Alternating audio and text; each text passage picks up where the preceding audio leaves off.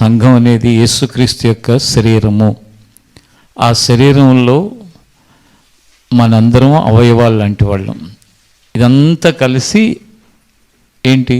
యేసు ప్రభు చెప్పాలి, యేసు ప్రభు శరీరం. ఇదంతా అంటే మీ ఒక్క హెవెన్ మినిస్టర్ కాదు, ఏ చర్చ్ అయినా అదంతా యేసు ప్రభు శరీరం.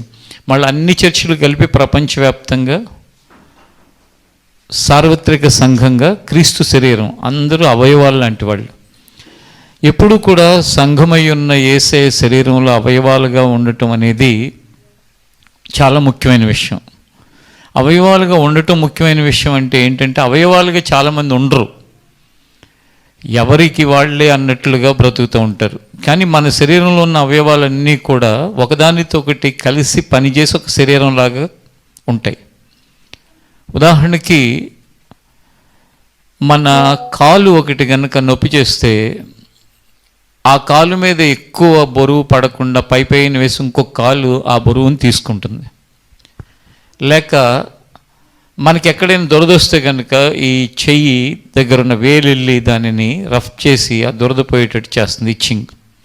అంతేగాని అక్కడ దురద పడుతుంది, నాకెందుకు, నేను చేయని, నాకేం పని అని అనుకోదు. అలాగే మన కాళ్ళు ఎప్పుడు కూడా ఎంత దూరం ప్రయాణం చేయాల్సి వచ్చినా నడుస్తూ నాకేం ఉపయోగం, నేనే అన్నిటిని, ఈ శరీరం అంతా నేను మొయ్యాలా, చివరికి మళ్ళీ సాయంకాలం అయితే నాకు నొప్పి కలుగుతుంది, అన్ని అవయవాలు బాగానే ఉంటాయి అని అనుకో. అలా ఒక వ్యక్తికి, అంటే ఇది దేవుడు తన యొక్క సేవకుడైన పౌలు ద్వారా చెప్పించింది కొరింథీ సంఘానికి. అయితే దేవుని యొక్క వాక్య ప్రకారం జీవితంలో మనం నడవాలే కానీ మన సొంత ఇష్టాలు, మన సొంత అభిప్రాయాలు, మన సొంత ఆలోచనలు కాదు.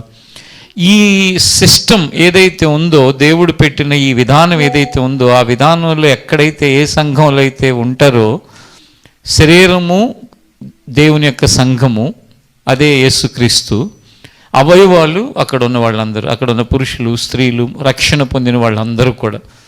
కాబట్టి ఎప్పుడు కూడా దేవుని శరీరమై ఉన్న సంఘము మహిమపరచబడాలి. ఎక్కడ? లోకంలో. ఎప్పుడైతే అది మహిమపరచబడుతూ ఉంటుందో, దేవుడు అనేక మంది జీవితాలని ఆ మహిమలోకి తీసుకొచ్చి వారిని రక్షించి ఆయన రాజ్యం కొరకు సిద్ధపరుస్తాడు.